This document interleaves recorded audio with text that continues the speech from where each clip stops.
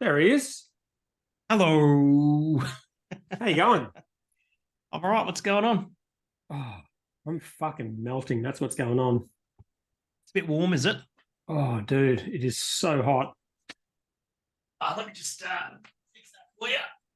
Just get the conditioner out there and What are we working with there? I've heard about these things. 24? Are you fucking serious? Is that it's on? fucking freezing in Oh here, my God. and it's more energy efficient. Why? Where do you normally set your air conditioning at? Yeah, good question. I mean, if I did have air conditioning, I would have to know that, but I do not have air conditioning anymore. Well, So, you've obviously been to places that have had air conditioning, and when you well, I have been did. to those places, I did. I sort of lined up my dream house forever, and then I finally bought it, yes, and it had air conditioning. yeah, that's And I right. lived in it And for what? 5 years without air conditioning. Yes, And I swear I'd never ever do it again. you're right. Since losing that house, I'm back in a house without air conditioning. It's fucking hot, dude. So you didn't answer the question though. When you have air conditioning, what do you normally have it set to? In the car or No, in a house. 21, 17? I don't know. Just fucking send it. Just have cranked all the way up. Just burn the planet. Yeah. But you know what I do when I'm in this situation and I don't have air conditioning? What's that? Oh, no way. A little bit of Oh, you want to see hydration the something old funny? school way. You want to see something funny? Oh, okay, wait. Oh, okay. Okay, Oh, we wait. both got hard solo. I have to turn off have to turn off my blurred background. Hang on. All right. Nice. Amazing. How pertinent. I'm 2 weeks off the beers. It's classic. That's awesome. Did you go out and buy it especially? Yeah, this afternoon. Man, I went down to the Ville, right? Like that could be colder, but that's okay. Which is the strip mall over near UQ, and there's Right. a liquor land over there. And it's Thursday, obviously student night. And it's right before SWAT back and all that sort of stuff. And there's just kids just lining up out the door of the liquor land, just fucking queuing up for hard solo. Yeah, But kids, this when shit's you just say kids, what are oh, we like thinking, like 18 6 or year 7 olds and or that sort of thing. No, 18 year olds and that sort of thing. Young uni students, first year, Yeah, second yeah, year, that sort fair of enough. thing. Just fucking that shit's just flying. That was $22 for a 4-pack. Good price. They're making bank on that shit. Actually, it's not a great price, is it really? I mean, that's That's 4.5. ridiculous. It's cheaper than fucking A Bolter 10 Easy pack, Hazies. a 10 pack is $50. It's fucking good though, isn't it? Absolutely flying out the fucking door at ridiculous price. I'm drinking this highball first though, but Oh, okay. Did you see the response in the group for your lack of knowledge of other of Jack Gentleman Daniels Jack. products? Yeah, I know. Yeah. Thanks, everybody. You deserve that. Maybe if you bought me like those particular products, and maybe I'd try them. But Maybe for episode 240, yeah, we can get into a bottle of Gentleman Jack. possibly. Oh, dude. What, you got any news? What's happening? What am I doing? Where have you been traveling to in the last week?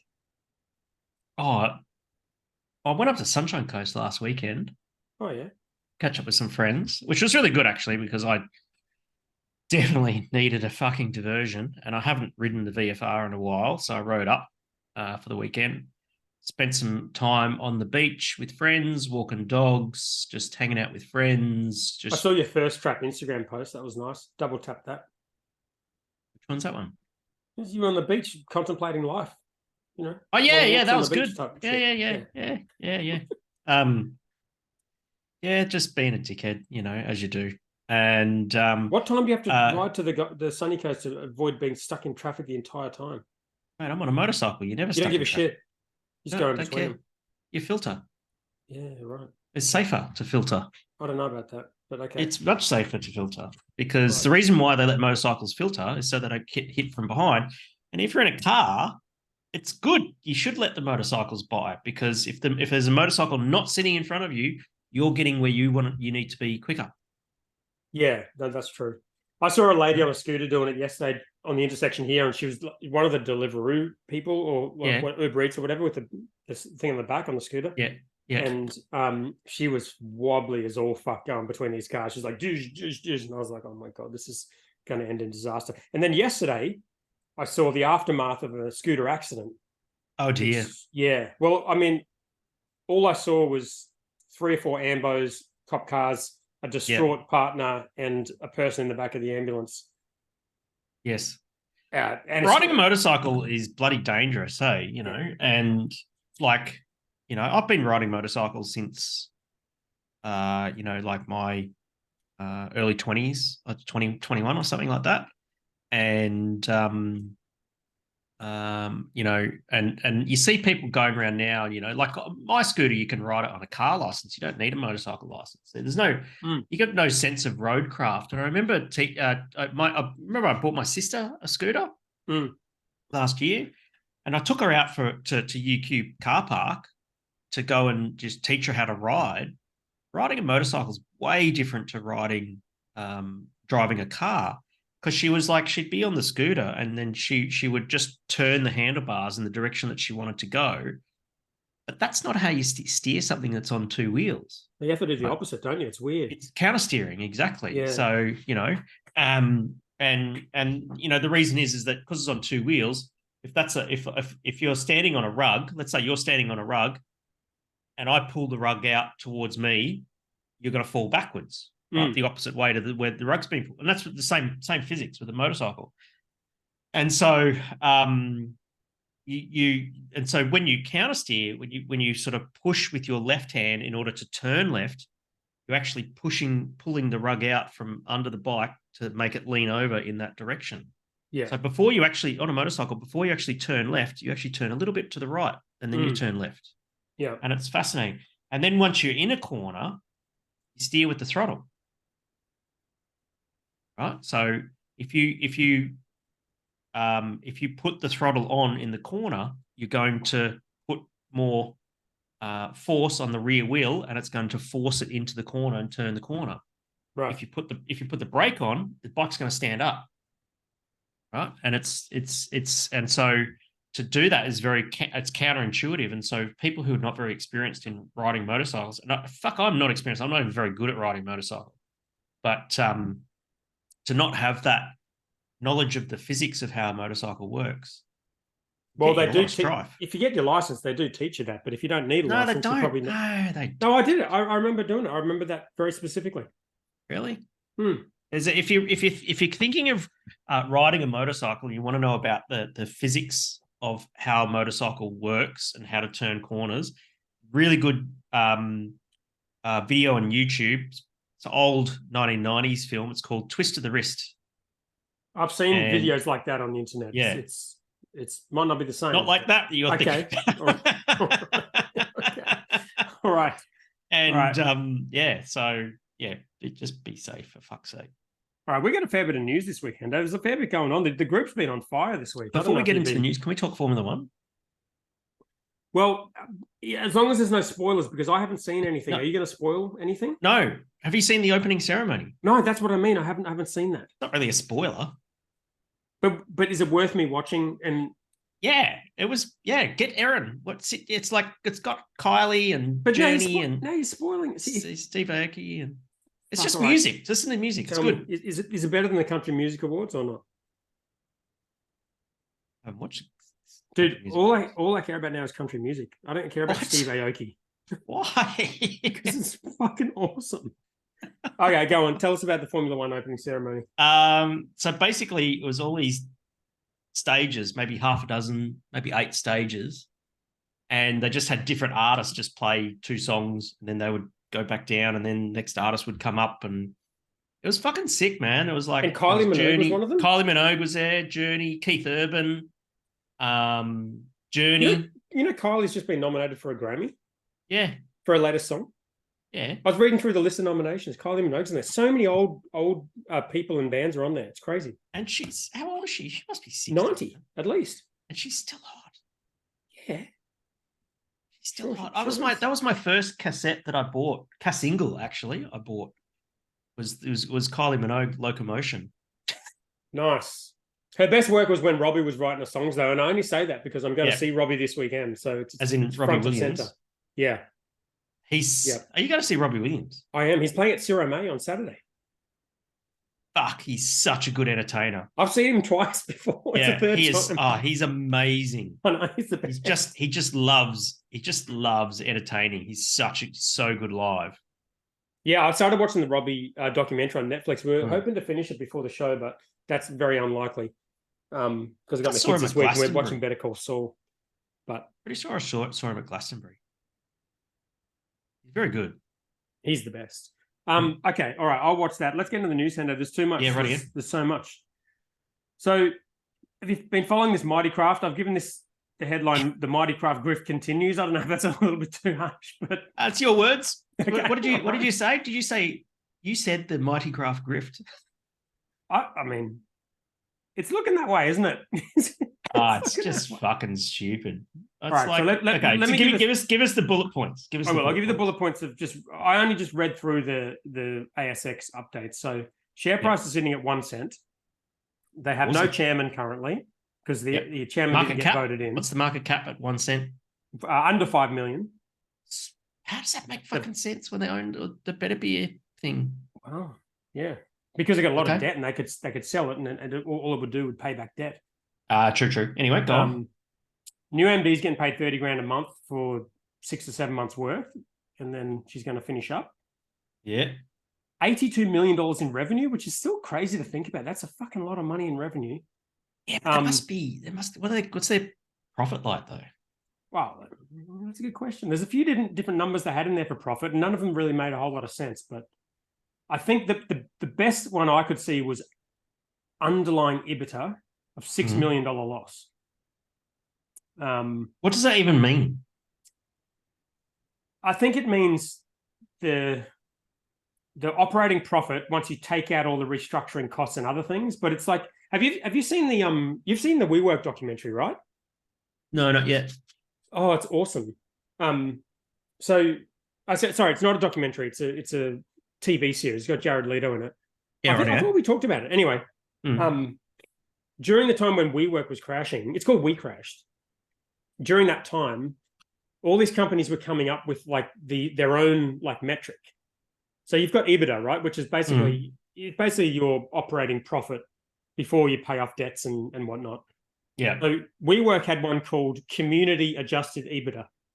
So their one was all of the business results are here, and then all of the money we spent on community, which was just like, throwing these huge parties and like every expense to do with the co-working space because they're trying to build a community. They didn't include any of that in the number they reported on their IPO listing. Yeah. So they made up this thing called Community Adjusted EBITDA, and the whole market was just like, this has gone too far. You can't just keep fucking making up numbers. Anyway, they did an IPO and the whole thing crashed. So this underlying EBITDA is a little bit like that. It's kind of like, this is our made up EBITDA number. But they're not profitable. They're losing money. They've got a lot of debt. They're trying to sell everything, including Better Beer, which we predicted on this podcast about 6 months ago. It's just everything's down except for Better Beer, but it seems like Better Beer is a little bit down as well for the quarter. Yeah. But it's bad, eh? And the other thing that I didn't include in those dot points is there's zero in there about anything other than we're going to sell shit. There's absolutely no plan. So clearly this is going to zero, and it's just a matter of how much they can get for the assets before they liquidate, I suppose. Yeah. Because eventually the music's going to stop. They won't be able to service the debt at 25% interest or whatever the fuck it was. Fuck, my credit card's not even that. Well, they've employed the MD until June next year, so I assume that means they think if they can sell enough assets, they'll be still around in June next year. But that's the previous chairman who's saying that, who was very critical of Mark Haseman and the previous managers. Yeah. So who's gonna put their hand up to be the chairman of this company? But here's the thing that fucking like that I just don't understand, and this might be to the core of the thing, right? Going back to that episode when the ballistic VA happened, right? And that day there was Mark Haseman going, we're profitable, we're cash flow positive. This was in fucking February. February. And look at where we're at now. What the fuck is going on? Yeah. Was that shit? You I think know? it's been bullshit the entire time. Have you ever thought that anything about Mighty Craft was not bullshit the entire time? There's never been a moment where I thought founders first thing. There's the whole time when Brews News were going on about how it's this revolutionary model. It was a bunch of old white dudes, private equity guys who weren't even in the industry, getting paid 300 or 400 grand a year to run a company. That its basic idea was to buy a whole lot of smaller companies and keep them all separate. And vertically integrate. Well, not even that. They never bought a big production facility. No. Vertically integrating was owning the distribution Well, and then that's not really owning vertically, venues and that sort of not thing. really But they never vertical integration. That's just that is vertical integration. not really. That's just like a centralized sales team. It's kind of like a No, but if you own the manufacturing, you own the distribution, you own the outlets, that's vertical integration. well, but every other brewery owns all of that too. It's not like there was. Yeah. It's not like there was anything in that idea that gave them any kind of scale No. or advantage. Like it was a bad idea. No. It was a bad idea from the very beginning, and it was. No, they went up with a portfolio that was way too big to sell all of the products into the majors. But also, where's the advantage of having 50 brands in a portfolio and having one This- rep represent you? Yeah, it's shit. Yeah, 100%. Yeah, it's sad. It's Anyway, really interesting though. I think about, what I said in that episode about Mighty Craft and how I'd painted this picture of them doing so well, but not so much. Yeah, I've not been a fan since the start. I met them years and years ago, and I was like immediate red flags. But anyway, I hope Better Beer goes okay, because if Mighty Craft goes away, Better Beer find a new home. That'd be good. I think that'd be good, and I hope they can. I mean, all that's happening now is they're selling the assets back to these celebrity consortiums who are just buying these breweries, and that's. I mean, I don't know if that's any better, but maybe they just give them back to the founders and then just go into liquidation. That'd be better. The founders, if it went into liquidation, the founders could buy their own assets back for pennies on the dollar. Yeah, that's what I think. That's what I think the WeWork guys. Because when it does go into liquidation, liquidators just like, give me cash, just cash. What do you got? We're not here to negotiate. What do you got? Yep, I'll take that, and it's done. Yeah, because who else is going to buy any of this stuff other than like the venues, like Jetty Road? I've never been there, but it sounds like it's as a venue, it's probably worth. It's nice. It's a good hospitality venue, right? Yeah. But no one's going to buy a craft beer brand out of their portfolio, are they? To have as a brand. They don't have a single brand other than potentially Better Beer. But if they could have sold that, don't you think they would have? Yeah, exactly. So weird. It is weird. Speaking of grifts, what are your thoughts on ABAC? Dan, just tell it like it is tonight. Sorry. Do you want me to summarize this for you, or do you want to let me tee this up for you? For which one? So this here, right? This is called Hard Solo. It's based on a drink that's not promoted to kids, but it is a soft drink. Yes, that's right. Not this one. This was a hard drink. It's got the word hard drink. Yes, that's right. And it comes pre-vetted by ABAC, which is a voluntary organization that you opt into. Yes, and self-regulation, yes. Yes, you rely on them to give you advice on whether or not your product's okay. If it is, you spend millions of dollars developing the product and then you release it. Yes. And then the media slams it, and then ABAC changes their mind. No. You rename it to that's not how it works. Hard labor. No. What's it called? No, that's not how it works. No, you've missed a critical point there about how the ABAC system works. Okay, go on. It wasn't the media who just cracked up a stink and ABAC go, oh yeah, we should respond to that. Someone has made a complaint. Oh, who do you think's made a complaint, Hendo? Do you think it's like a 10-year-old kid's been like, oh, I got confused and drunk a can out of my dad's fridge. I better call up ABAC. Come on. I got smashed and fucking... Maybe one of the people who's on the ABAC board who's getting paid money to adjudicate all these things and getting all the pre-vetting money made the complaint. I threw up in my scrapbook. Played to ABAC. All right. I drew a picture of my mum and I threw up on her. It's such a good drink. Anyway, it is fucking good because I was drinking on the weekend because I'm still on a 2-week beer ban, which ends on Monday the 20th, which is fine because I'm going to be on a plane on the way to Bali. Thank fuck for that. Look, you missed a key point there, right? So the way that the ABAC pre-vetting system works, right, is that they're very, very clear in that we will pre-vet your product, but there is no guarantee that somebody won't make if somebody makes a complaint that we will adjudicate against the outcome of the pre-vetting. Well, that's convenient, isn't it? They're making money at both ends. It happened to well, you know, I've been through the pre-vetting process with Gingerbread Maniac, with Gab's 2016, right? And so the pre-vetting process is tough to get through. It's like you're having an adjudication done, but nobody's complained, right? And so you can do the pre-vetting, you can get it pre-vetted, which means that if you're pre-vetted, then Dan Murphy's and all the other signatories to ABAC will accept the product because it's been pre-vetted by ABAC, right? Right. But then once it goes out on the market, somebody can make a complaint, which goes to the ABAC board for adjudication, and they can adjudicate differently based on the content and the context of the complaint that's made, and use that as additional information, which was not previously available during pre-vetting.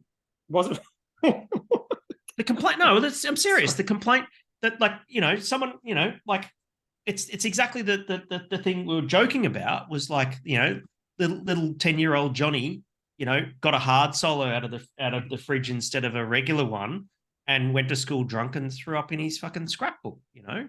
And they can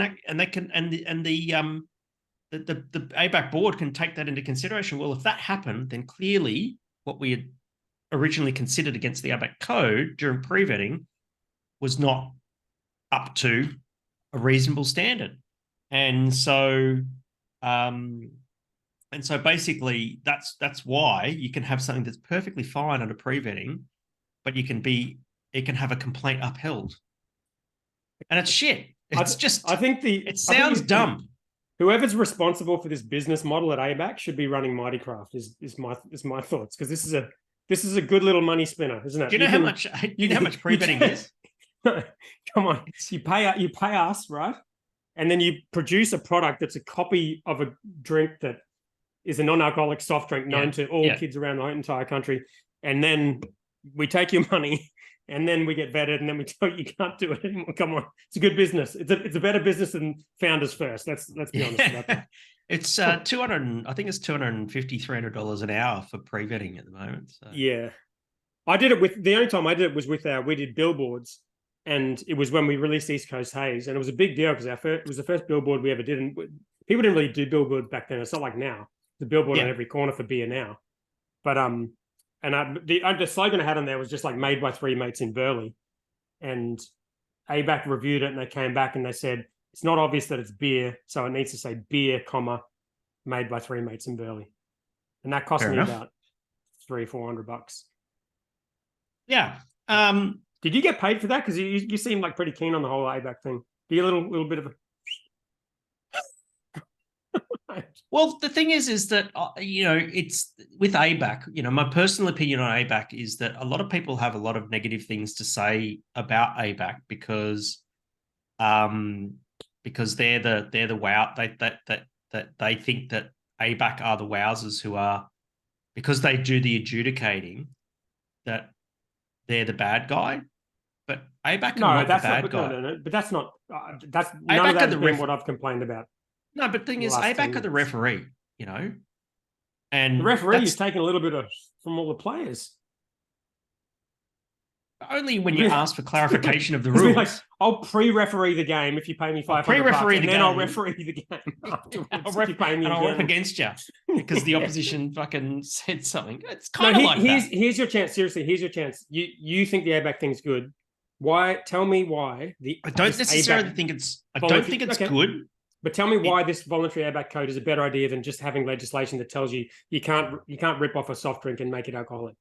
Because if we have legislation, it means that we're going to have a public servant who needs to. We'll wind up like a system in the US where we have one person, and before you release a beer, you have to send your beer label 6 months in advance to some public servant. That makes no sense. Brewers are producing Mate, if you're labels going all to, the time in mate, America. if There's you're thousands, I going to don't believe that. legislate, dude, if you're going to legislate, then you're going to need some public servant who's going to need to check every fucking label. No, I don't believe that. Someone did wrong, Hendo. If we have listeners in the US, I'll go over under. I will bet that that's not true. Every label bet that's in not the true. US, every label in the US gets approved by one guy, maybe two tops. No, It used to be one guy. Okay, that is how it works. Right, hang on a second. I'll do some. Do you know any math. brewers in the US? Napkin maths. There's 7,000 brewers in the US. When we're at Black Ops, we did one beer a week, right? 52 Yes. a year. So yes. So 7,000. Let's say they're all doing 52 beers a year. That's Yes. 364,000 labels. That's 1,000 labels a day for one person. Not happening, Hendo.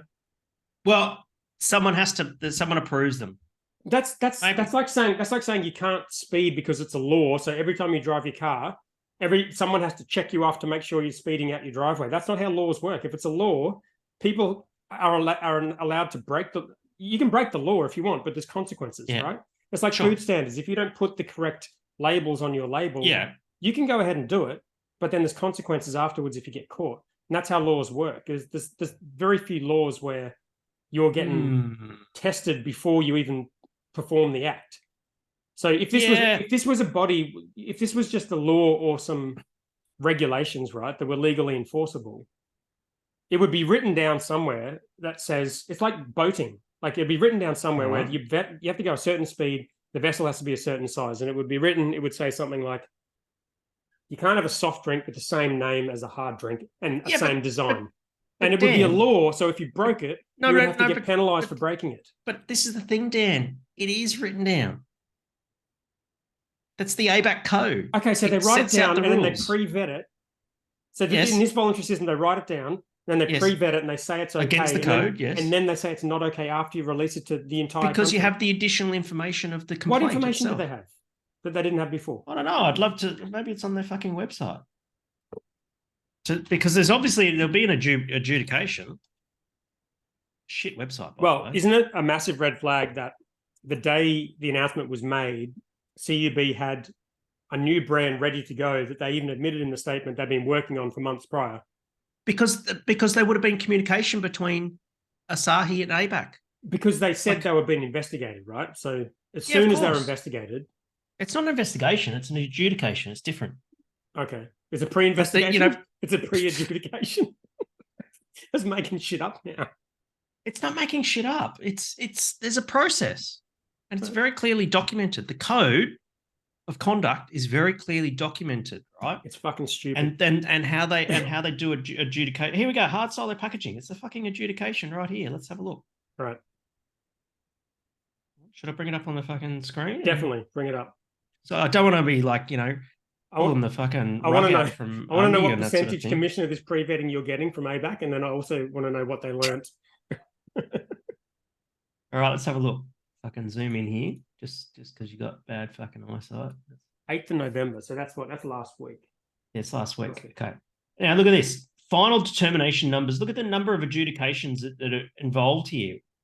119, 120, 121, 122, 1, 2, 3, 4, 5, 6, 7, 8, 9, 10.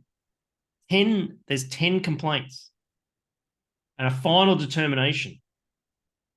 So 10 complaints in relation to the packaging of Hard Solo by Carlton United Breweries, as well as a TikTok social media post in relation to the product. On 3rd of October, a panel made a provisional determination that the packaging of Hard Solo was in breach of Part 3 BI, having strong or evident appeal to minors. That's in the code. On 3rd of October, hang on a second. Yes. When was been going on for ages. It was okay. When were the complaints? Oh, August. Okay, I see. Okay, yep. Complaints in July, August. In July and August. Yeah, right. Little Johnny's got shit faced on Solo. And... Yeah, well, fucking good on him. So they've done a provisional determination, and then further submissions were put in, which would have been probably from Asahi and probably from the complainants as well. And they come back and they do a final determination. What are they submitting? Like you need to prove to me what they learned that they didn't know before. Click on that TikTok post. I want to see that product review. I didn't share sound. Oh, was this the one we had on the show? This is the one that we put on the show. Is that the one? This is the one. Yeah. Yeah. Okay. The guy who gave it like a 10 out of 10, and he was just loving it. We put this on our podcast. Yeah. Oh, okay. Interesting. And he gave it 10 out of 10. He's like, it gets you fucked up, doesn't taste like alcohol. Good. So here we go. Here's the complaint. The new drink. Here's some quotes from the complaints. Hard Soul's over social media try as it tastes just like the original solo drink. You wouldn't know it has alcohol in it. This shouldn't be allowed. It's a soft drink that has the same name as a product with alcohol in it. Oh, you think they didn't know that before? Okay, all right. Come on. Give me something. I'm extremely concerned about Hard Solo by CEB. My son was asked if they could purchase this drink because he loves Solo, not knowing that it was an alcoholic beverage. I'm extremely concerned that a child or someone underage could buy this product. His name is Solo, and I believe this is extremely dangerous. Your son's an idiot. Exactly. I was shopping online and saw this new product. My kids drink Solo, and now you want them to drink a booze-filled version. What's next? These people Hard Mount Franklin. Hard Mount Franklin. Fuck yeah. Oh, keen on that. That's like Hendo. But my point is, your whole point is, they had to go through this process to learn something from these complaints and change their minds. Like, I've not seen anything currently that tells me there's anything changed that we thought the second we saw the product. Yes. What has been learned? Like what's changed? Well, there's the market's actual experience with it, which they couldn't do in pre-vetting. Come on. How do you think they thought? What did they think it was going to happen? They can't tell that from when they're bloody. On. They can't tell that from when they're like doing the pre-vetting. They don't know how the market's going to respond. The dude from, I remember I think it was fucking a Brews News episode where they had like the chairman of the board of ABAC, and he says we have to adapt. We have to be, our interpretation of the ABAC code has to be adaptable according to community standards. Can't determine community standards by a person sitting in an office doing a pre-vetting. What are the community standards have to be determined by the community? Why do they have a pre-vetting money printing machine then? Because it's basically you have the marketing material and you have the words of the code, and you go, does this meet the code? Yes or no. So you don't think that they could have predicted that they would get a whole bunch of messages from people thinking this drink that looks exactly like a drink that all the kids drink that is called the same thing would that's not the people. Point. That's not the point of pre-vetting. That's exactly the point you made, that they've learned something from the market. As if they couldn't have perfectly predicted that. But that's not the point of pre-vetting. No, I'm saying the pre-vetting's a scam. It sounds like we both agree on that. But the whole process is stupid. If the only reason that they changed their mind is that you have to put the marketing material out to the community and get the reaction of the community. What do you think they thought the reaction was going to be to this end? But that's not the point of pre-vetting. It's a fucking scam. It's just, of course it's a scam, because they just basically have the marketing material and the code. Okay. That's it. It's like when you're judging beer. It's like you have a liquid and you have some words that says the style guideline, and how well does this match the code? It's got nothing to do with what I think of the beer, right? It's just purely objective rather than subjective. As soon as you bring the community into it, it becomes subjective. That's fair, but then they can't do that. It's impossible to do in pre-vetting. It's impossible. It's not impossible. I'm saying to you. So what are they supposed to do? Are they supposed to? I'm saying to you the process is stupid. They have a process where they pre-vet things. It's basically optional. And then they'll say something is okay when they know it's not going to be okay once it hits the public. Everyone could have perfectly predicted that people were going to complain about this shit. Come on. 100%. And they could have... And Asahi, and then someone not complains, stupid. And then they have to change the whole thing. I mean, a cynic would say that it was all done on purpose. Asahi's not stupid. They would have absolutely predicted this. Well, what they would have done is they would have just walked the fucking straight and narrow. They went and got the pre-vetting, got them into Dan Murphy's. People started complaining. All adjudications are public on the public record. The media gets hold of it. What are they talking about? Genius. They're talking about Hard Solo. And I go 100%. to fucking Liquorland this afternoon, and there's people literally queuing up out the door. This is going to be a big story. Like this happened today. This will be a big story. Yeah, exactly. All over the newspapers. And do you know what's going to happen to sales of Hard Solo? Yep. And do you think Asahi and everyone at ABAC gets paid? It's a good. Everybody wins. Uni students win. They get pissed on fucking $5 a can. It's a $5 a can. That's where your fucking pre-vetting money's going. What about little Johnny and his little picture book? What's he going to drink next? The Mount Franklin one, Hard Mount Franklin or whatever it was. Hard Mount Franklin. Mountain Dew. I don't know how I feel about that, but fucking hell. I get it. I get it. It's I understand your point of view, and I know that it seems like a flawed system, but it's the system that we've got, and I acknowledge that it is a flawed system, but I maintain that I would rather have a system of quasi-regulation and incongruence with pre-vetting versus the market reaction to something than having government regulation and slowing down innovation in the industry. I don't know. But every other part of the industry is regulated. Like the alcohol stuff, the excise stuff is regulated. It doesn't mean there's someone sitting at your brewery testing the ABV of your product as it leaves the door and charging you for it. Right. So let's say it's legislation, right? Yeah. Let's hypothetically let's play that out, right? So it's legislation, and they let's say they ingrain the ABAC code of practice into legislation. Right. Easily done, right? So who enforces that? The fucking states, the federal government, which layer of government? Whatever layer of government. No, come on, man. If you you can't just fucking go. Well, I can't go. You can't just go, poo-poo the system and then come up with a fucking alternative. I'm not going to describe what layer of government should enforce the law. I mean, it would be like liquor licensing. It would probably be whoever enforces liquor licensing in that state. Either way, the point is, it's the whole system wouldn't fall apart if it was legislation as opposed to a code. And what is happening now is the massive companies are completely manipulating this situation. Like this, what they're doing with this is fucking brilliant, but it's completely manipulating the whole thing. And 100%. They'll come out of it looking like good guys because they're changing the name of their product, but they're playing the entire thing because they can. Absolutely. And how is that good? Like if it wasn't legislation and they breached it, they would be fined and there would be some consequence. There's no consequence to this. It's just manipulating people and they get paid. Exactly, and you're right. But what's also important is, and why I asked the question, which layer of government should enforce this legislation or should enact this legislation? And you said the states. Okay, cool. So then hard solo is banned in some states, but not others. And then I didn't say the states. I said I'm not going to sit here and debate the level of government because I haven't thought it through that much. But I think there's plenty of things that are laws, and some of them are state, some of them are national. And in this case, food standards is national, right? Correct. And the thing is, so's ABAC. No, ABAC's is there's some funny, dodgy, voluntary operation going on. It's quasi-regulation. It's quasi-regulation that is what is the federal act it's under? I think anytime the word quasi is used, I feel like someone's getting paid who shouldn't be getting paid. Fuck, I don't think it's paid. Absolutely get paid.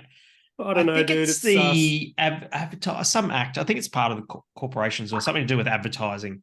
Because if you go and make a complaint about alcohol advertising, you go to ad standards, right? And there's a little tick box that says, "Is this about alcohol?" And if you tick that box, it takes you over to ABAC.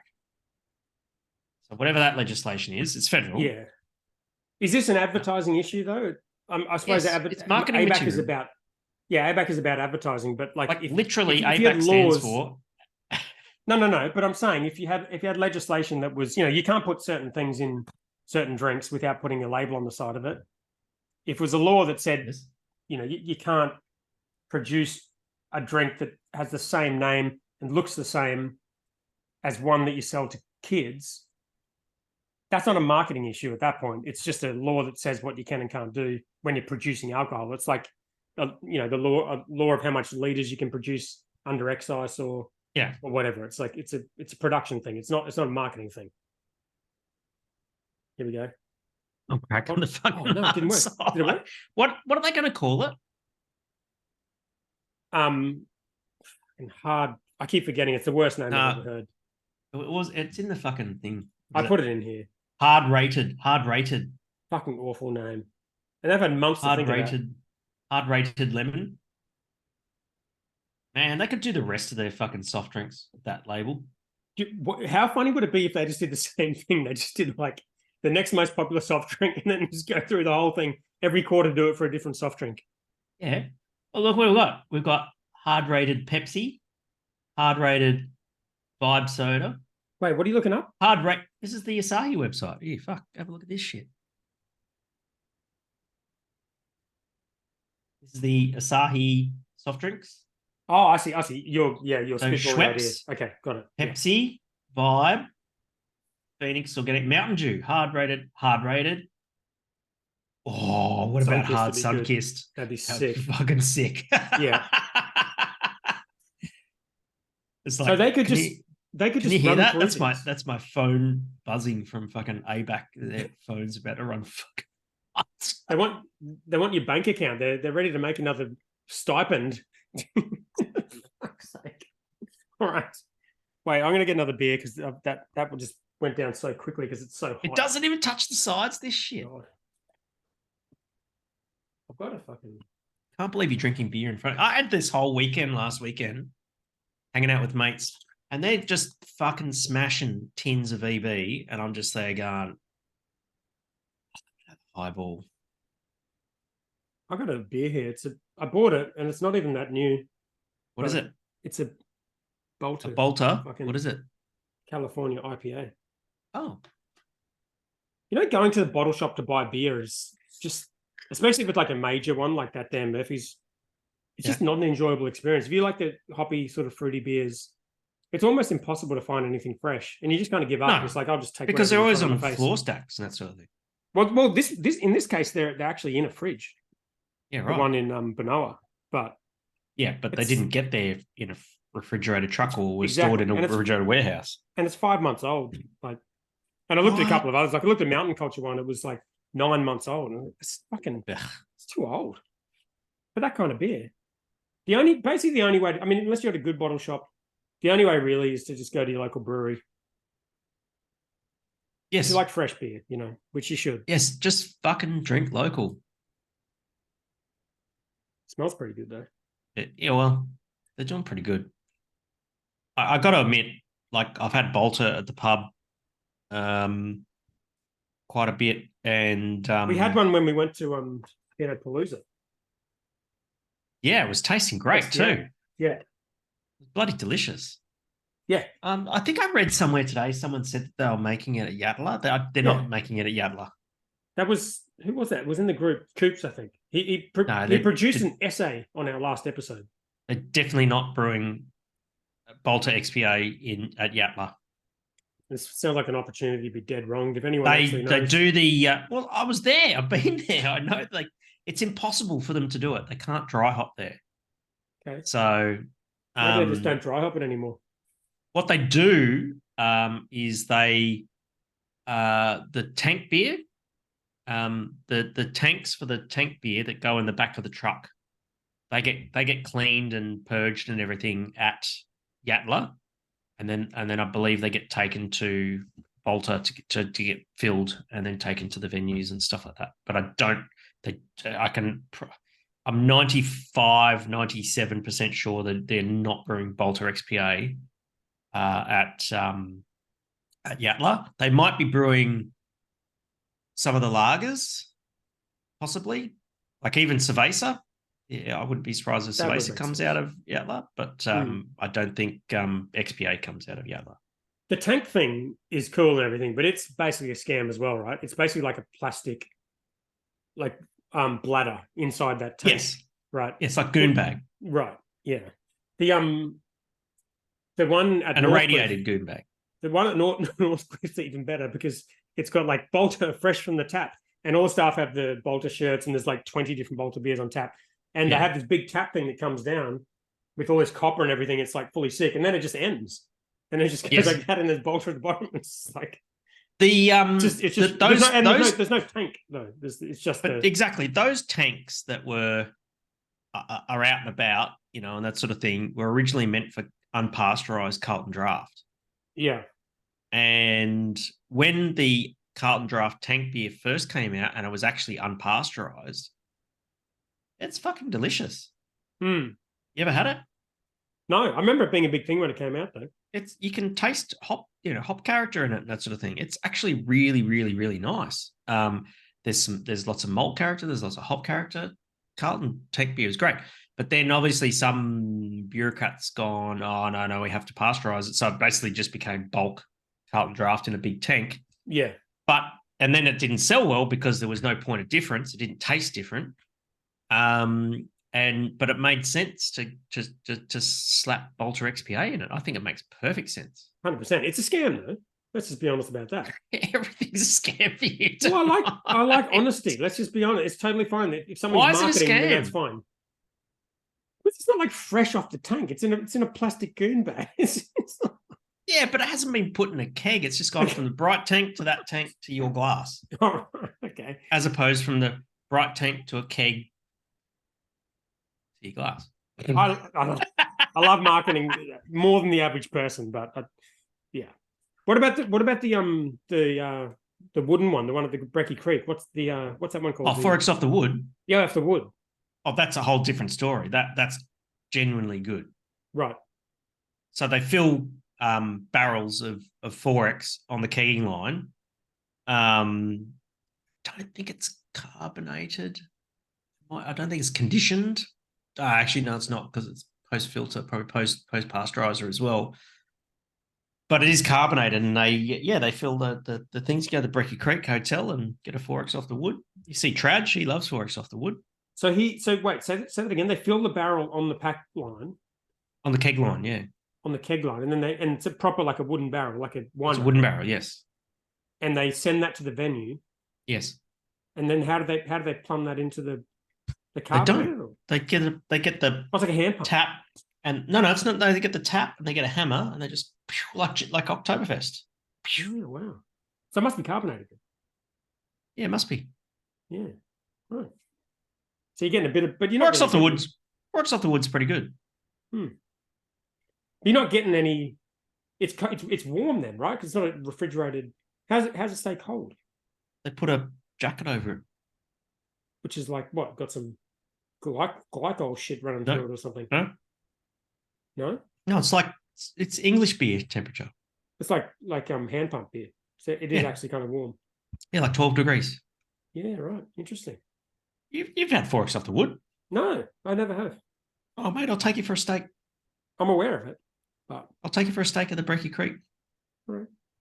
Let's do it. It's like a Boston the Brewer date. We've done Pinot Palooza. True. They've got a rum bar there too. Is that still there? At the Brecky Creek? Yeah, at the front there. Is it just Bundy and Bundy? No, like legit rum, because we used to sell them. The Caribbean Haze, which is the beer we used to do with the rum in it. Right. And they've got like a proper, like one of the best rum bars in Brisbane. Well, they did at the time. I don't know if they still do. Yeah. Sick. Okay. All right. What's next? What kind of grifts are we up to now? Jetty Road Sale. We can't talk about that. You're so cranky tonight. I love it. Don't apologise. Do you have an opinion on all these rich people buying Jetty Road? Or you want to skip over that one? Rich people are going to buy breweries. Yeah. Who we got here? Jetty Road publicans, some rugby players, comedian Mick Malloy, asterisk. I do like Mick Malloy. He's funny. Richard Ludbrook, who owns Riverland Group, which operates 6 Melbourne venues. Yeah. What are you going to do? I don't know. The first stand-up comedy thing I ever went to was Mick Malloy. It was when I was like almost a kid. It was so fucking long ago. Blake Bowden. Back when they were doing the late Judged show. with him at Blake Bowden's a fucking legend. I judged with him at the Royal Adelaide Beer and Cider Awards. I really enjoyed his company. He was a good bloke. What does he do? He's consulting back to Jetty Road now. Oh, he's the founder? One of the founders. Yeah, nice. No wonder he's so positive about the whole thing because they're paying him. I like the theme guy. to this episode, isn't there? What's that? Everything's a scam. Everything's a grift. Get an AI thing to write a fucking song. Everything's a grift. Yeah, I like that. All right. All right. So speaking of rich people buying breweries. Crafty Pint are looking for influence. You know, they do the get blind thing, the tasting. Yes. So they're going to do a tasting of influencer beers, which I reckon is pretty fun. Mm-hmm. And the shout out is on. When are they doing it? January 2024, I think. So we got a bit of time. Adam Beer. That's what I'm thinking. Adam Beer. So are we influencers, or are you at least an influencer? No. Adam Shell is the influencer. Adam Shell's the influencer. Not that one, the other one. Have you seen how much he's fucking drunk of that beer? Dude. He's a fucking hiker all the time. That's coming up. We'll get into that later. All right. So should we put this forward? What do we have to do? Share your screen. We'll send it in. Okay, hang on a second. Because there's a keg that's not barrel aged, right? Yes, there is, and they're able to can it. Yeah, they've got that little canning machine, so we could get a couple of cans going. If Craig Maiden wants to do the label, get the label happening, we have to meet with him about that. Actually, actually, you can talk about it with him next week. He's going to co-host with you while I'm in Bali. Really? Yeah. Oh, nice. Sorry, I just roped him into that, and now you know. Thanks, Craig Maiden, for agreeing to that. If he actually did. So how do we do this? Oh, here we go. I'm putting it in. Brand name? Adam Beer? Is that it? What's the Boston brand Brewer name? / Adam Beer.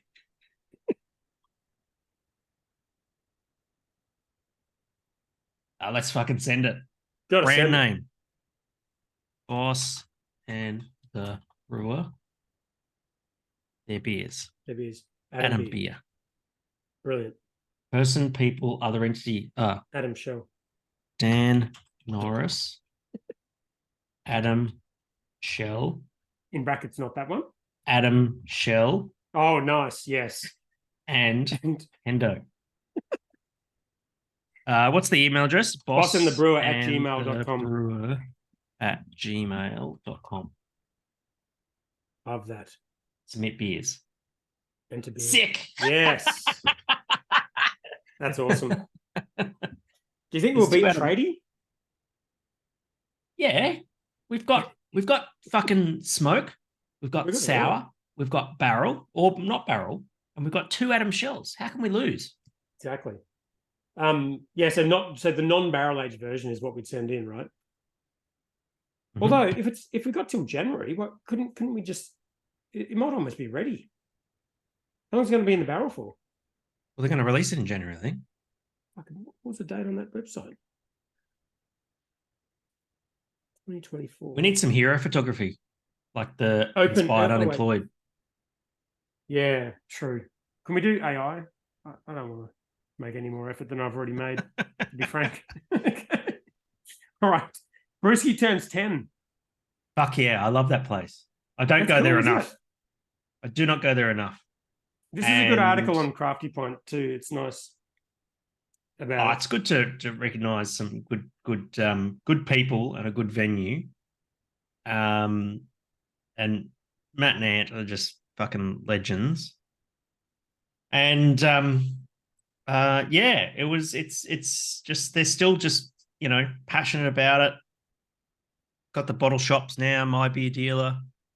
They built something on Caxton Street, a hardcore craft beer bar that kind of works, Yeah, did you read that article or did you skim it at least? No, I'm just skimming it now. One of the things they talk about in there is how much hate's a strong word, but how much negativity they got for opening a craft beer venue on Caxton Street, and just kind of said everyone was saying this is not going to work. And I'll put my hand up and say I was one of those people. Because I lived just down the street, walking distance there. I thought there's no chance. No chance that was going to work. Right. 10 years on. Why is that? Because Caxton Street was like I lived in Paddington, walking distance to there and to Paddington. I never ever went to Caxton Street unless it was like a footy game. Like I went there when I was like 20 to get fuck-eyed. You know what I mean? But it's like very gentrified now. It was 10 years ago. It was still Caxton Street. Mm-hmm. Like the place that opened before that was like Darren Lockyer's ice bar across the road. It was just a place full of bogans. And did that last? None of them lasted. Nothing has lasted in that area. But Brewski did. Brewski did. Yeah. Very interesting. They're onto it. Very interesting. Good on them. I remember going there for the first time when it opened, And they had there's a photo here which is the day they opened, and they have the IPA light above the bar. And I remember going there on opening day, and the IPA light was so bright that I was getting fucking sunburn on my dome. Oh no, this is pre your treatment, the head treatment. Pre-treatment. It could have. I mean, I could have gone there had they just turned the fucking lights up, and I could have gotten the light treatment there. Oh, I could have got it for free. Fucking oath. And so I when Matt announced the 10th birthday thing, and I said, "Are you going to turn the IPA light back up to the way it was on opening day?" And he said, "I don't think we can, because if we turn the light up to the original brightness, the fucking pokies and the cacos start paying out." Do it. 10 years is a long time in this industry, isn't it? And fucking oath. It's crazy to even think about. I'm looking at myself going, how much grey hair have I got? Fuck. Yeah. Good on them. They also had the story in there about remember when Angela Merkel was like that's right, yes. turned up at the front. Yeah, when they had the APEC meeting or whatever the fuck it was. Yeah, the G20. And then G20, they had she just randomly, someone called her over, and so they took selfies with her at the front. And then they just Matt told the papers, yeah, she came in for a beer and a schnapps or something. And it was just bullshit. She didn't. She was just out the front. And in the article, it said they're on the front page of the New York Times. Because the whole thing went viral. It was like a massive thing. Oh, it's so good. Yeah. So good. But he has a massive fucking collection. I've done some great events there. I've hosted some really good events with some good people during, Brews Vegas. Had great beers there. I won't go on a date there, though, because I feel like I'm going to get spotted. Oh, 100%. But you'll get someone will come up from behind and take a photo very close to your head and post it in the group. Never going to happen.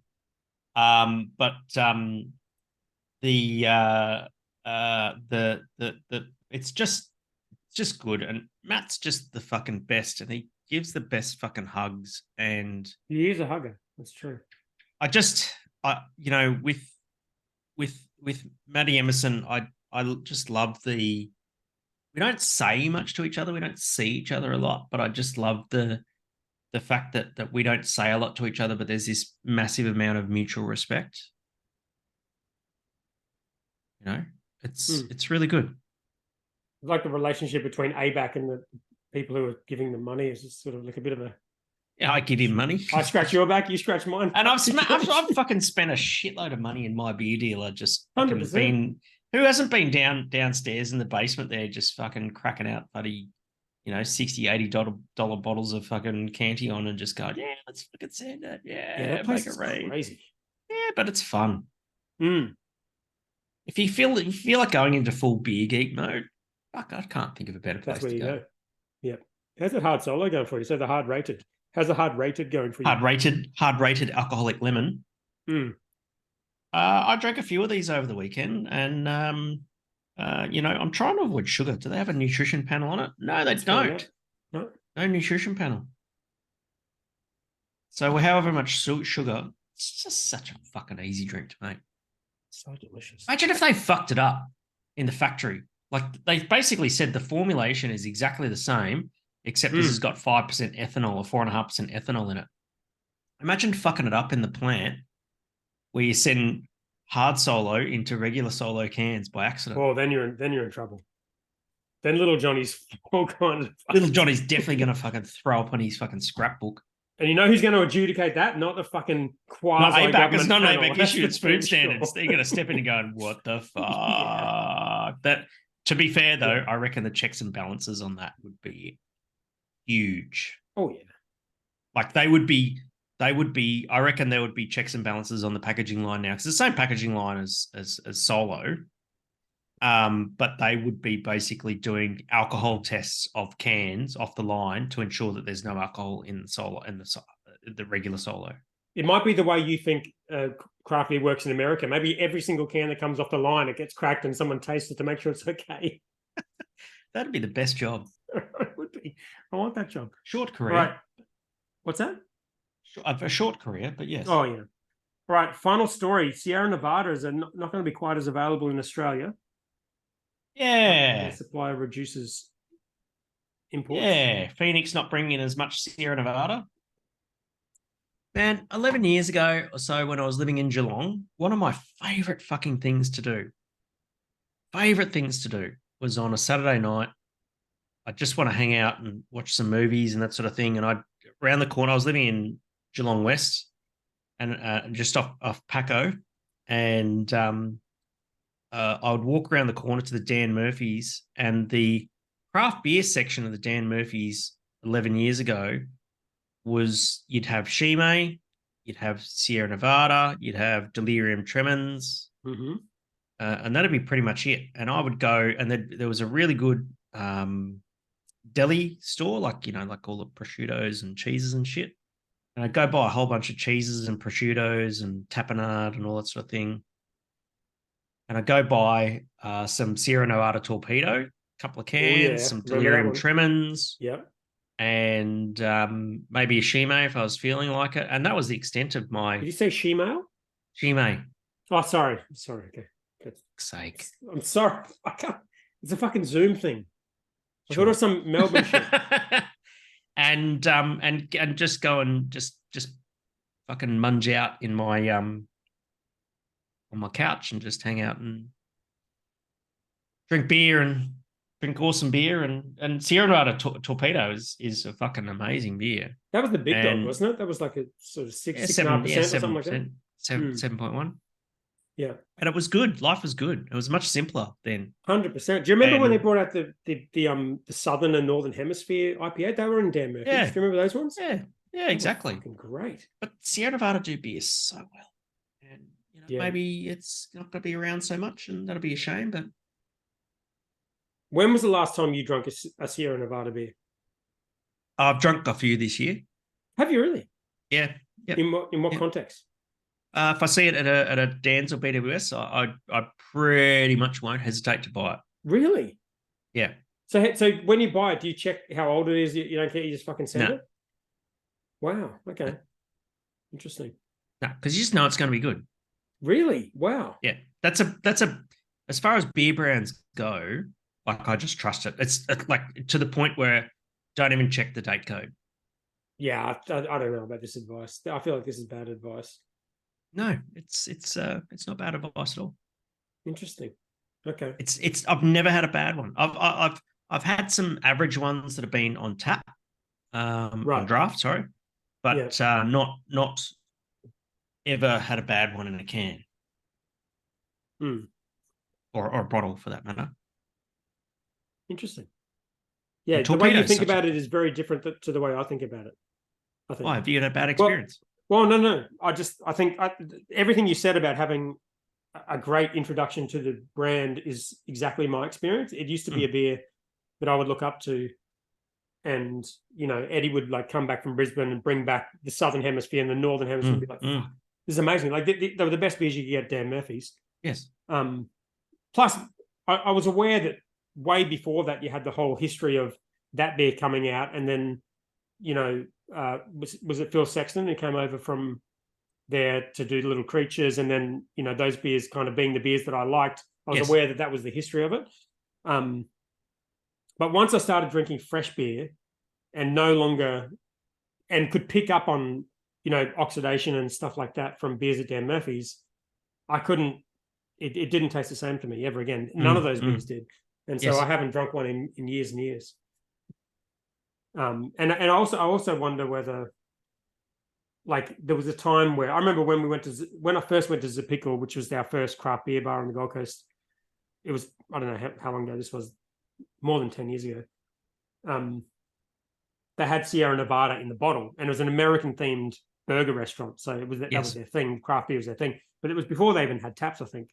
Yes. And I was so excited to be able to have Sierra Nevada. But if you go to any brewery, let's not say any brewery, let's just say almost any brewery in Australia who is competent at making hoppy beers, to me, you will get a beer there that will taste better than any Sierra Nevada beer you'll buy from Dan Murphy's. Yes. Right. But there are a hell of a lot of breweries in Australia that can't make beer to that standard. And while Sierra Nevada imported, there are a lot of breweries who can't even get their beer fresh to market as good as what Sierra Nevada can import it from the US. No, that's true. But I guess the thing is that like that the actual flavor, it's more about the nostalgia of it than the flavor of it. Because if you want a nicely flavored hoppy pale ale, you don't have to go too far to find one in Australia in 2023. But in 2010 or 2005, it probably would have been quite difficult. Yeah. So it's got to have something to do with it. Like people drinking it for nostalgic reasons. Well, that's I guess so. Yeah, it's got something to do with it. It's a shame because it's a fucking classic. They're all classic beers. The old stuff. I like the old stuff better than the new stuff. Did you ever have when Dan Murphy's were doing craft beer back then, and there was like 3 beers you could get? Did you ever have the Rogue Chocolate Stout that they used to stock like all the time? No, dude. Rogue. Yeah. I remember Rogue, the chocolate stout. Yeah, it was the. I remember having a beer. I remember having the Optimum, which is the Sierra Nevada 10% double or triple IPA or whatever the fuck it was. Standing at the bar at Beer Deluxe with Steve Grossman, and he was just buying pints of this shit, right? And I could literally feel my face melting off my skull. I was that fucking cooked. 10% is too much for a beer, if controversial opinion. Yeah. I kind of agree with that in my old age. But you never had the Rogue Stout from Dan Murphy's. That was the fucking one. I probably did, but it was just really... like an awesome, delicious chocolate stout. Always at Dan Murphy's. Well, not always. At certain ones.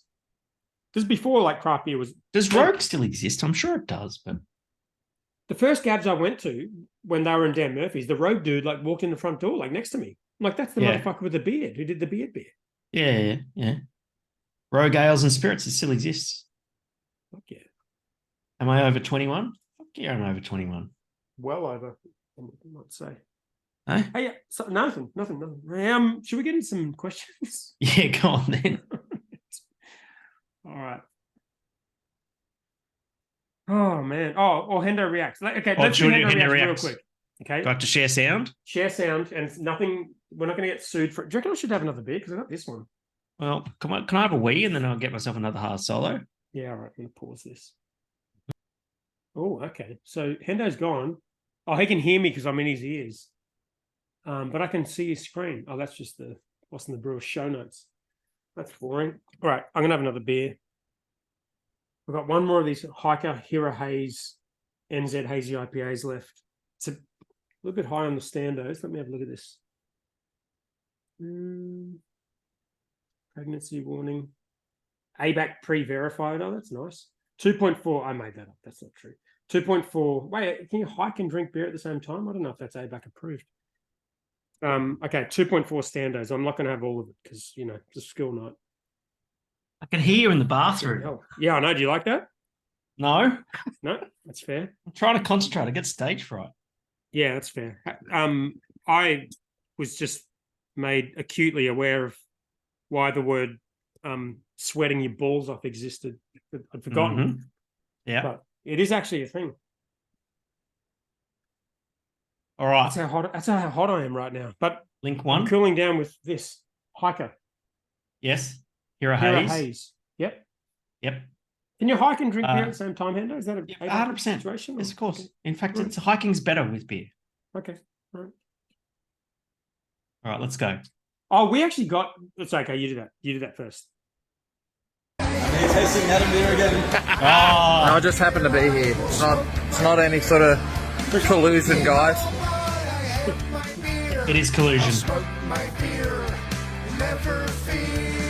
a flat Adam beer. I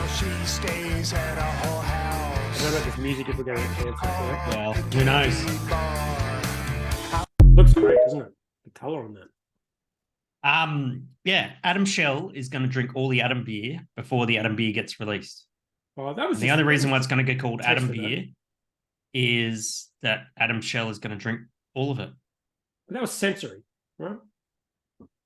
What we just saw. He's had it like 4 times this week. Let's look at link 2.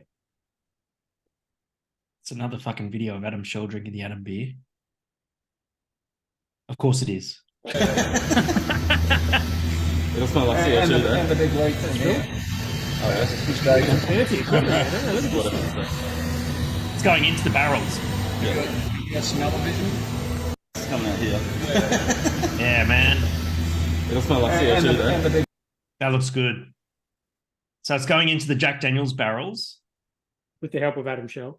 and Phil and Dan. And I think this beer is going to be good. We still don't know when it's going to be released. We don't have a label, and that's your job next week, Dan, is to design the label. All right, Live we'll do that on the show. live on the podcast. Yeah. There was talk of having a Boston Brewer Christmas party at Hiker to release the beer, which sounds good, but I think we should do it for the barrel age version, shouldn't we? To get the full Well, effect. It might well be the barrel age version. It doesn't have to Not sit in the like barrel Christmas, very though. long. Mm. What have we got here? Boston the Brewer. Oh, yeah, Matt Wolf. Guess who's going to drink it all before it's gone? It's literally a selfie of Adam Shell and Phil Selfie. drinking the Adam beer, and then Matt Yeah. Wolf is taking a photo of them taking the selfie. Fuck's sake. What a fuck. Oh, that's what I commented.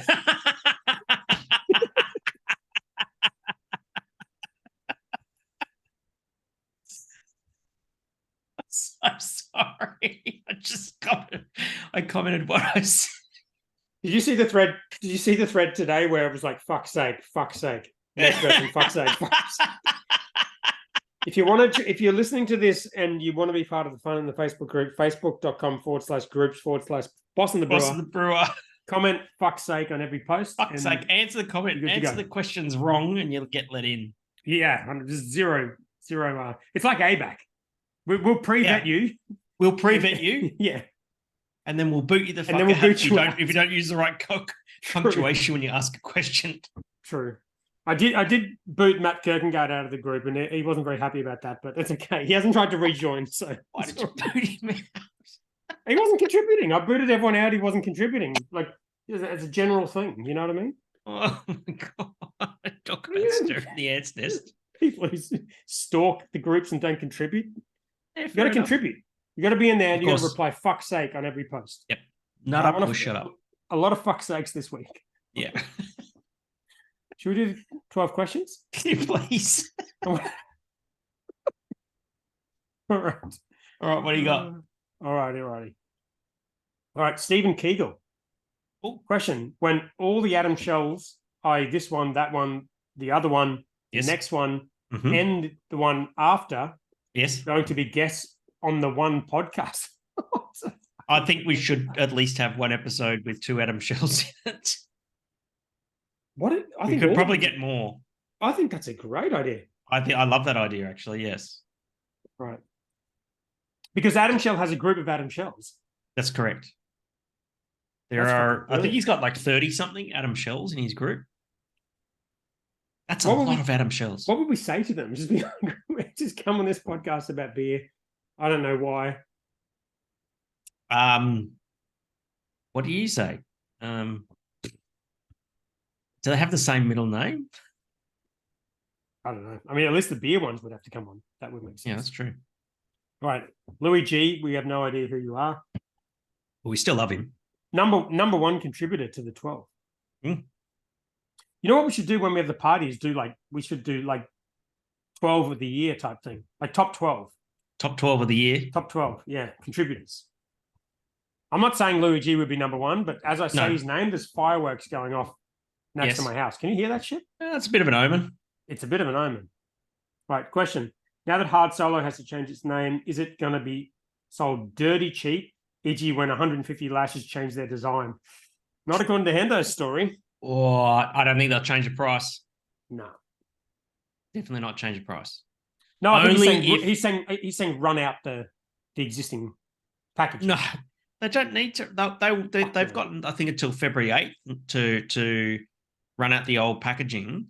Do you know how many people are doubt- going to buy this just for that But reason? the thing I bought it is today that just for this I reason. doubt that getting around February 8th, 2024, there will be any Hard Solo left because it sells like fucking stink. Dude, I reckon they're printing more of this shit. as we speak. Yeah, of course. They've already got the new can design done, mate. The cans are probably 100%. already printed and sitting in a fucking warehouse. They know it's happening. Yeah. Because, in big multinational corporation, between now and February 8 is not a very long time. This product has already been designed. It's already been pre-vetted. Oh, that's good. So they won't have to reprint it then. Oh no, Absolutely, maybe they but will. it's 100% already been pre-vetted, and it's done. It's done. Like, do you really think that this news came out today and Asahi go, oh shit, we better do something about it? Fuck no. No, it said it in the press release. It said we've got a new one ready to go. We've got a new one ready to go. The cans will be printed. Here's the new The beer. liquid doesn't need any and work. here's the little ABAC at the back What's it door. called? The ABAC door. Yep, the ABAC. Right. There's our TikTok video for the week. All right. Question number 2 from Louis G. Related to question 1, are Dan Norris and co-hosts of his other podcast going to change the name of the pod to Yarn Retail as a demonstration of solidarity?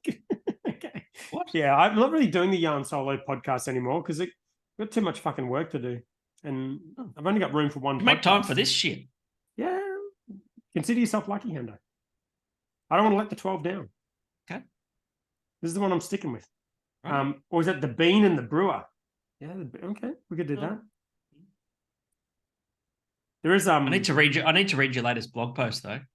one of my I did write a blog post today about how the coffee business is going. So Did you write it or did AI write it? no, I did experiment with AI content, but see, writing for me is like it's an important thing for me as much as it is a thing for the people who read my posts. So I like writing. I wrote a whole new book in the last 2 weeks. Yeah, fair enough. May not release it.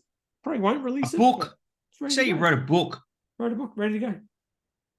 in 2 weeks. Yeah, ready to go, mate. What's it about? It's about being a founder, ups and downs of being a founder. Huh. Yeah. Anyway, that's not the topic of this. Can I tell you a story about? So he says, the bean or the brewer.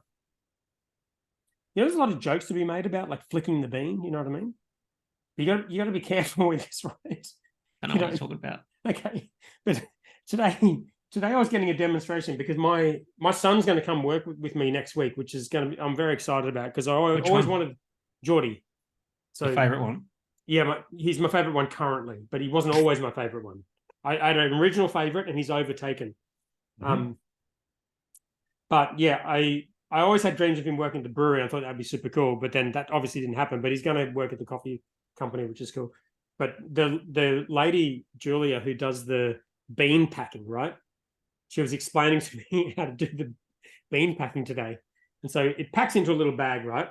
And she's like, if it's running low, it just flicks out, and the bean's just flicking out. And she keeps going on about flicking the bean, and I'm just thinking, I fucking hope my son is not a sick fucker like me, because every time you're talking about flicking the bean in front of me, it's hard to focus on the SOP, as it were. You know what I mean?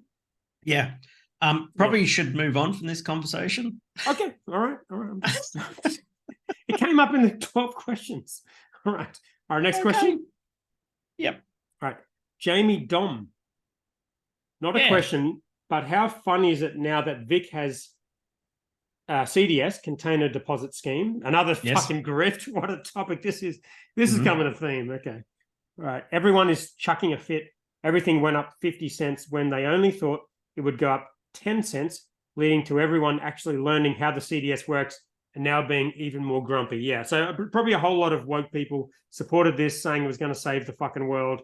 And now it just turns out it just costs good people money, is probably what happened there, without knowing anything about the story. I'm of the opinion that the CDS schemes should be run at a federal level. And why don't we make it a quasi-government scheme? How about we do that and see how we go? Pre-vet everyone's can. Well, no, if you want to talk about grift on the CDS, right? So currently, if you're a beverage producer, that you have to go and register in every different state, that costs $1,000, $1,500 a pop, just to register your label and your barcode. you as a manufacturer, you pay 13 cents for people to get 10 cents back. And then when the people want to get their 10 cents back, they have to take them to these shitty fucking machines where you feed them in one at a fucking time. They have to walk past the recycling bin that they always put their cans into. Yeah, exactly. No, they and haven't got to that drive bit yet, a right? So car you put that the thing, burns you put the fuel. machine, you put the cans one at a time in the fucking slow machine. If it doesn't recognize the barcode, it spits it out, even though it's made from fucking aluminium. And then most of the time, most of the cans wind up in the yellow bins and wind up back in recycling. And who gets the 10 cents for that? Grifters. Probably the same people are on the board of the CDS as are on the board of ABAC. And the companies that run the CDS schemes are the people who make the cans. So basically, they get free raw materials. They get paid. It's just fucking. They get paid 3 cents for the raw materials that they get for free. It's a fucking grift. Quasi government. It's good gig if you can get it. Can you hear the storm? No. Through my mic? No. No? Hopefully No. the 12 can't either because it's going to be very. Should I check the radar as to where you are? I should close my windows probably. Let me have a look at this. Whoa, there we go. Look at that bad boy. Whoa. Oh, Oh, there's supposed to be a storm here. Oh, there's one coming through here. Oh, it's coming through now. Oh, I'm going to just close my windows. Hang on. It's very extremely loud in here. oh, it's coming through. Yeah.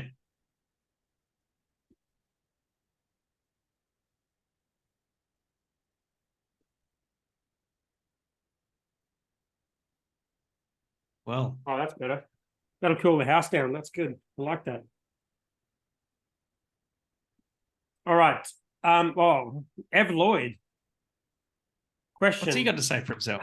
How does Hendo shine his dome? Is this like a flicking the beam type metaphor or not really? This is Can you stop saying that? okay. Sorry. We're going to get in trouble. By who? Oh, Some people, quasi government. Just don't. Okay. You talk How about do I you shine talked my about the wrist dome? thing. I would actually say to Ev, No, do you shine your dome? no, I do not. Okay. But I would say my dome is currently a matte color, MATTE matte color. Like the Teslas and the G Wagons. Because after I got that red light treatment earlier this year, and I feel it's bumped up the collagen and it's smooth as, and it's just fucking beautiful. My scalp at the moment Looks good. Matte is feels what good. you want, isn't it? You don't really want shiny. No way, you don't want shine at all. You don't No. want gloss. You want matte. Yeah. And I'm very, very, very comfortable with my dome at the moment. It's looking good. You put the work in too. It wasn't like it just didn't happen by accident. That's right. Put a lot of work into a lot of aspects of my life this year. So, no. To be fair, there's no ongoing maintenance. So I don't like get a fucking rag and some Mr. Sheen out and give it a fucking polish. Or Oh, you anything don't like lube it up occasionally and stroke it. No, Okay. don't need to. That red light treatment, as painful as it was, the benefits of it have been amazing because I don't have any little basal cell carcinomas on my head. I don't have the little dots. It's fucking amazing. I would recommend it to any bald guy.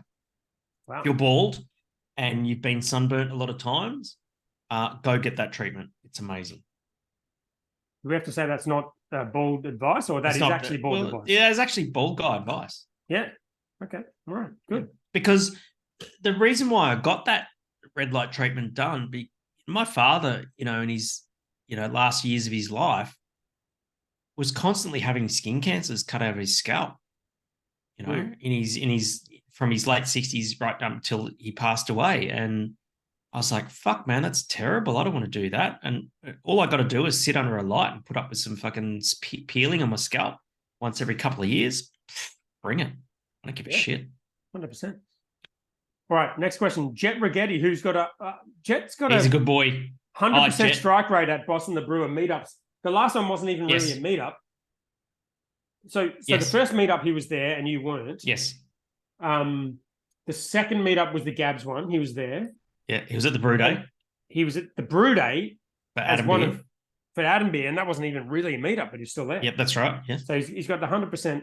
He's Yes. got a higher percentage strike rate at Boston the Brewer meetups than you do. So respect. Thanks. Question: is there a time in beer history you wish you could go back to an experience for yourselves? Oh, what a question, Hendo. It's too late for that question. Oh. Surely it's 9 o'clock. Oh, beer history that I would like to go back to. So do you mean like if I could go back in time and go to Woodstock and take lots of acid and get No, it's fucked got to up? be a beer. It's got to be a No, I'm just drawing the relevant to comparison. being I'm drawing the comparison. I would like to go back in time to when Michael Jackson recorded The Beer Hunter and that beer festival that he went to in California, where there was Sierra Nevada and Anderson Valley and all those old school what year beer are we talking brands. about 1989. here? Okay. Yeah. Oh, But- that's right. We played that. We probably got copyright struck for it, but And so that would be cool.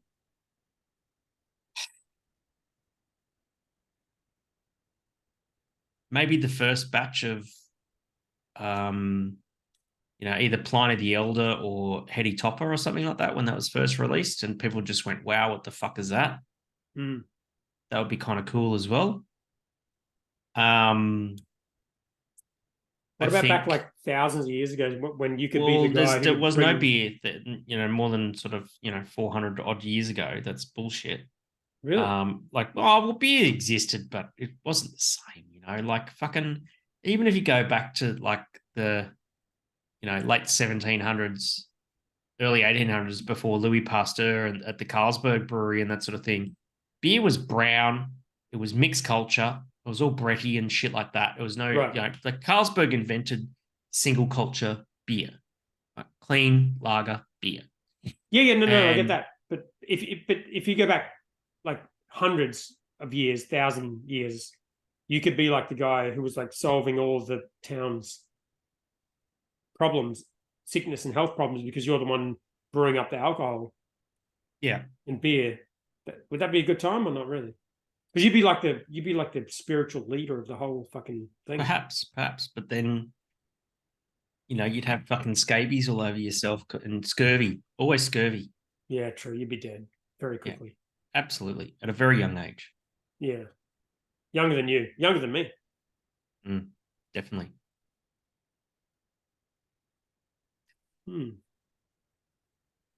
Anything else? Any other questions?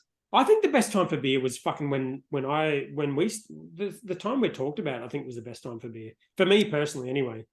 Oh, of course, but you have a personal connection to it and that sort of thing. I think, if you have some spare time, I'd probably consider reading a little bit about beer history and stuff like that. And it's actually a really good question. I'm going to reach out to Pete Brown.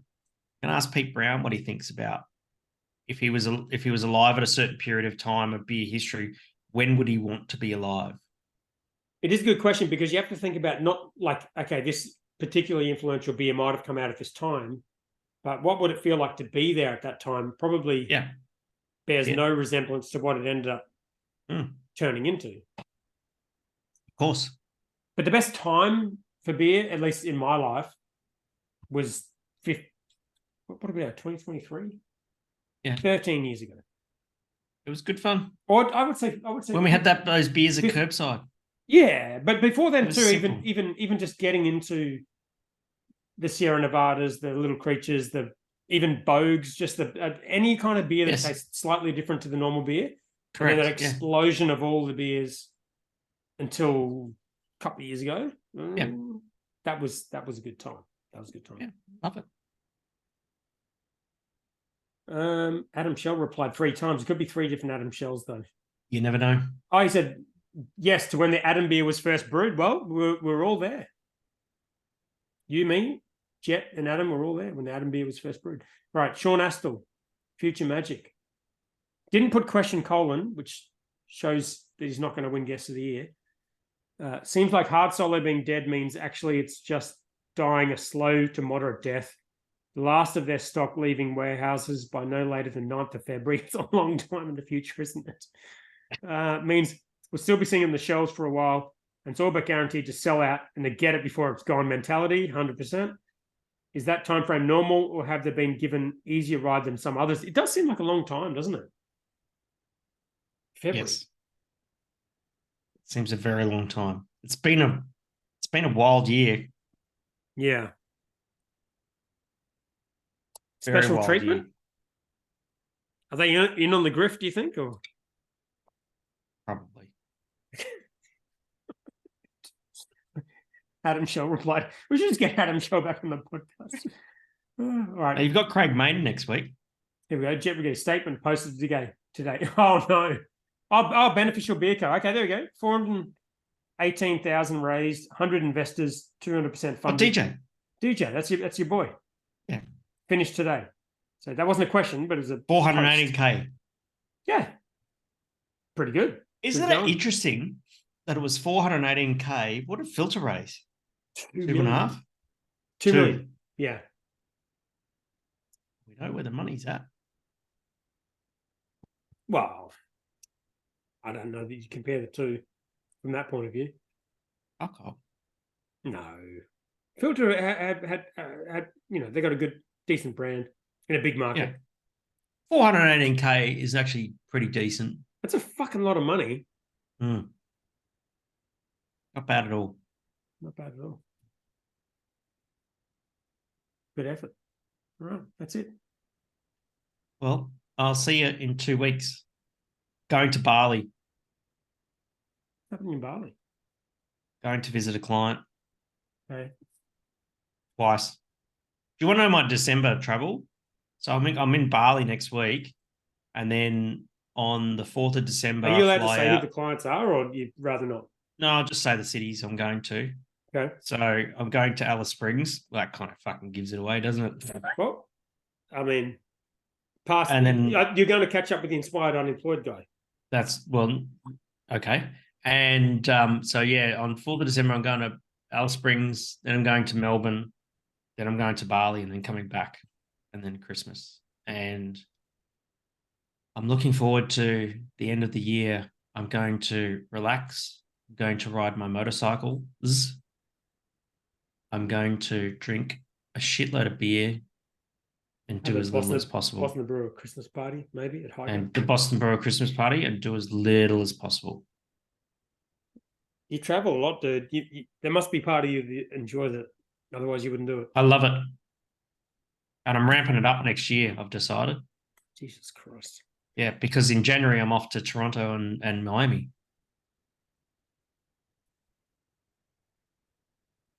Yes. I think I've found what I like to do.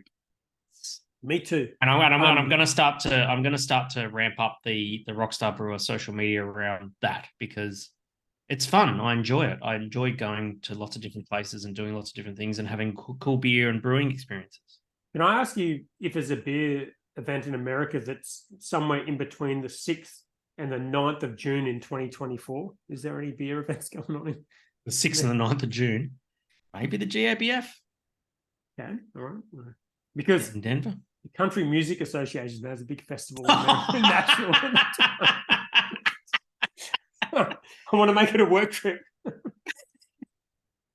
Even though I'm not in the beer industry. Rightio. On that note, see you next week. Oh, 2 weeks. See you, mate.